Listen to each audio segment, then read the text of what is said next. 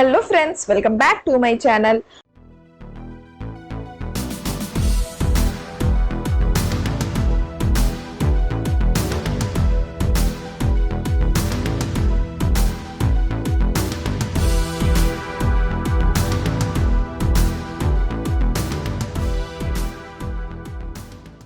Part 14 के starting में हमें दिखाया जाता है कि यहाँ पर चेन बायो डैनियल को बोलता है कि आप फासाई को अपनी वुमेन बोल रहे थे।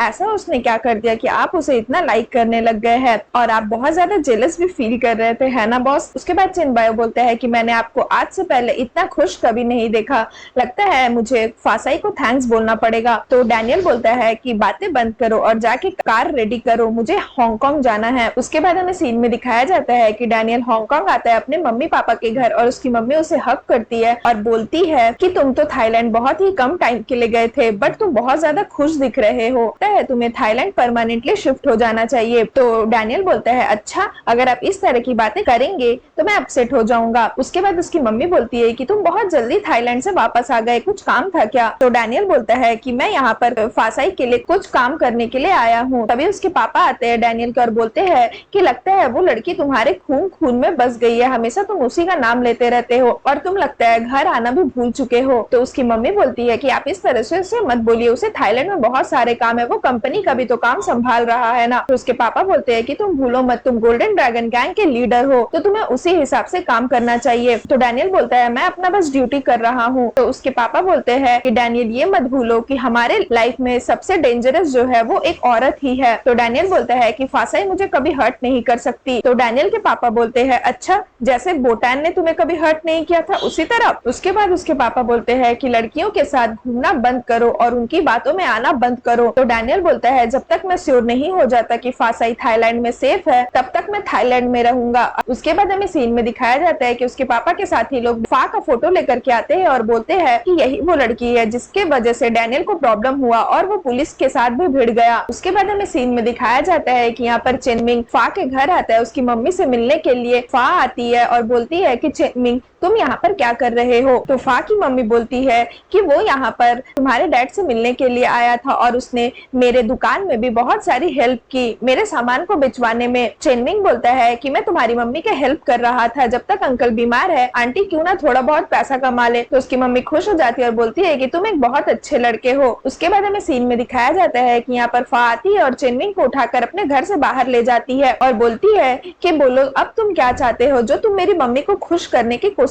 कर रहे हो। तो चेनमिंग बोलता है कि मुझे तुम अच्छी लगती हो और मैं ये सच बोल रहा हूँ। उस रात जो भी कुछ हुआ था हमारे बीच, उसी टाइम मुझे समझ में आ गया था तुम ही मेरे लिए एक सही लड़की हो। मैंने पहले भी बहुत सारी लड़कियों को किस किया है बट मुझे कभी भी ऐसा कुछ फील नहीं हुआ, बट जब से मैंने तुम्हें किस किया है तभी फासाई उसे रोकती है और बोलती है कि ऐसी बातें अब बिल्कुल भी मत करना वरना मैं तुम्हें एक थप्पड़ मारूंगी। और मेरी बात ध्यान से सुनो, मैं तुम्हें पसंद नहीं करती हूँ, मेरे मन में तुम्हारे लिए कोई फीलिंग्स भी नहीं है। तो चेनमिंग बोलता है कि कोई बात नहीं, मुझे इतना जल्दी भी नहीं है, तुम आराम से टाइम ले लेना और फिर मुझे बताना। उसके बाद वो बोलता है बट ब्लैक बुक के लिए मुझे बहुत जल्दी है क्योंकि मैं तुम्हें और डैनियल को एक साथ क्लोज होते हुए नहीं देख सकता। उसके बाद हमें सीन में दिखाया जाता है कि डैनियल भी वहाँ पर खड़ा होके ये सब देख रहा होता है। तभी चेनमिंग वहाँ से जाता है और वो डैनियल को बोलता है कि मैं फा को लाइक करता हूँ और अब हम लोग दोनों के बीच में एक वॉर शुरू होगा, दिल का वॉर, मेरे बेस्ट फ्रेंड डैनियल। उसके बाद हमें सीन में दिखाया जाता है कि डैनियल फा को लेकर एक पार्क में आता है। तो फा बोलती है कि बोलो तुम मुझसे क्या बोलना चाहते थे। तो डैनियल उससे पूछता है कि क्या चेनमिंग ने तुम्हारे साथ कुछ किया है? तो फा बोलती है नहीं तो क्यों, उसने तुमसे ऐसा क्या कहा? तो डैनियल बोलता है उसने मुझे कहा कि वो तुम्हें पसंद करता है। फा बोलती है कि अरे वो तो मजाक कर रहा होगा।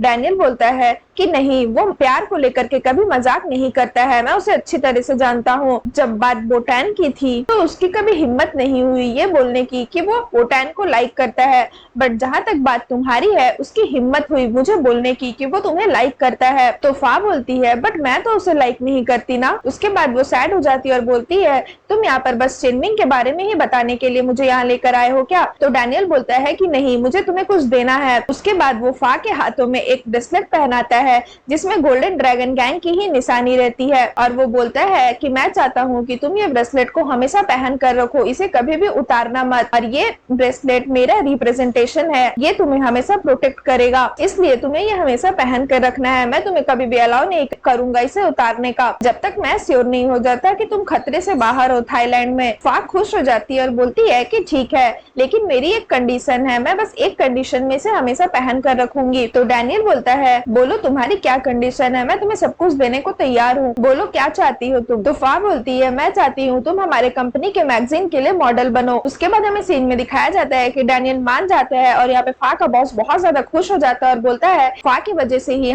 डैनियल ने मैगजीन में मॉडल बनने के लिए मान गया। और यहाँ पर उसकी फ्रेंड लोग जो से बहुत जलती है वो लोग जलने लगती है। तो फा बोलती है कि मैं बस अपना ड्यूटी कर रही थी, बट बॉस आप हमारे एग्रीमेंट के बारे में मत भूलिएगा। तो उसका बॉस बोलता है हाँ हाँ मुझे याद है, तुम्हारा नॉवेल पब्लिश करना है ना, मैं वो नहीं भूलूंगा। उसके बाद उसका बॉस बोलता है कि अब से फा जो है वो हमारी कंपनी की न्यू राइटर है। तो यहाँ पर फा की जो फ्रेंड रहती है वो बोलती है कि बट हमें लगता है कि हमें एक फीमेल मॉडल भी ढूंढना चाहिए, फा को फीमेल मॉडल बनना चाहिए क्योंकि हमारा कॉन्सेप्ट ही लव के बारे में है, तो हमारा थीम भी होगा माई वुमेन। तो इसलिए मुझे लगता है फा को डैनियल का अपोजिट फीमेल मॉडलिंग करनी चाहिए ताकि दुनिया की सारी लड़की फा से जेलस हो। तो जो फा की फ्रेंड लोग रहती है, दूसरी फ्रेंड जो से जलती है, वो बोलती है कि फा इतनी फेमस भी नहीं है, कोई इसे जानता भी नहीं है, वो मॉडलिंग के लिए सही नहीं है, हमें फीमेल मॉडल ऐसे कोई ढूंढना होगा जिसे सब कोई जानता है, जो बहुत फेमस हो। तो उसके बॉस पूछते हैं ठीक है बताओ हमें डैनियल के साथ किसको मॉडलिंग के लिए रखना चाहिए। तो उसकी फ्रेंड बोलती है कि मुझे पता है, मैं बताऊंगी। उसके बाद हमें सीन में दिखाया जाता है कि उसकी फ्रेंड कॉल करके डॉक्टर क्वान को बोलती है मॉडलिंग करने के लिए। तो यहाँ पर उसके पापा डॉक्टर क्वान से पूछते हैं कि ये डैनियल कौन है जो तुम्हें मॉडलिंग के लिए हाँ बुलवा दिया, वैसे तो बहुत सारे लड़कों ने तुम्हें मॉडलिंग के लिए पूछा था बट तुमने सबको मना कर दिया, तो आखिर ये लड़का कौन है जिसके लिए तुमने हाँ बोल दिया।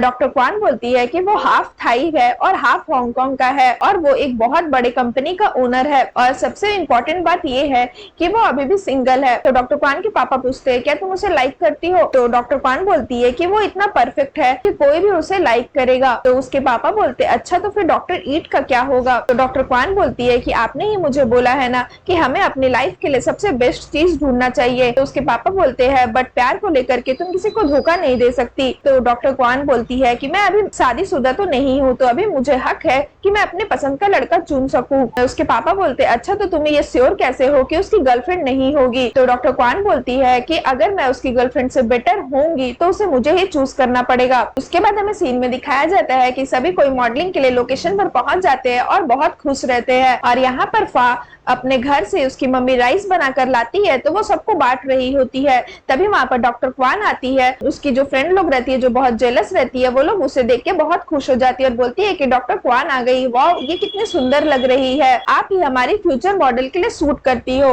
तो डॉक्टर क्वान बोलती है कि थैंक यू। उसके बाद फा उसको देखकर थोड़ा सैड हो जाती है क्योंकि उसे डैनियल के साथ मॉडलिंग करनी रहती है इसीलिए। उसके बाद डॉक्टर क्वान उन लोग के लिए ब्रेकफास्ट लाती है तो वो लोग फा के ब्रेकफास्ट को साइड कर देती है, बोलती है कि ऐसा राइस कौन खाएगा। उसके बाद उसके बॉस लोग डॉक्टर क्वान और डैनियल का इंट्रोड्यूस करवाते हैं दोनों को एक दूसरे के साथ। उसके बाद हमें सीन में दिखाया जाता है कि डैनियल जाता है फा के पास और बोलता है कि इस ब्रेसलेट को अच्छे से पहनो वरना ये गिर जाएगा। और इधर डॉक्टर क्वान भी उन लोग दोनों को देख रही होती है पीछे से। उसके बाद फा बोलती है कि मुझे बहुत सारे काम है, मैं इसे क्या ब्रेसलेट को थोड़ी देर के लिए उतार सकती हूँ, अपने बैग में रख सकती हूँ। तो डैनियल बोलता है कि अगर तुम उसे उतार दोगी तो मैं भी मॉडलिंग के लिए ना बोल दूंगा। तो फा बोलती है कि तुम बस अपनी ही मनमानी करते हो। तो डैनियल बोलता है कि हाँ बस तुम्हारे साथ। उसके बाद वो उससे बोलता है कि क्या मैं तुम्हारा ये राइस बॉक्स ले सकता हूँ, मुझे बहुत भूख लगी है। फा बोलती है कि तुम स्पाइसी खा सकते हो। तो डैनियल बोलता है हाँ मैं खा लूंगा। तो वो बोलती है कि ठीक है तुम ले लो, मेरी मम्मी ने ये बनाया है। उसके बाद हमें सीन में दिखाया जाता है कि यहाँ फा की फ्रेंड चिन बायो का फोटो ले रही होती है चुपके से और फिर सीन यहाँ पर खत्म हो जाता है। सो फ्रेंड्स अगर आपको मेरी वीडियो अच्छी लगी हो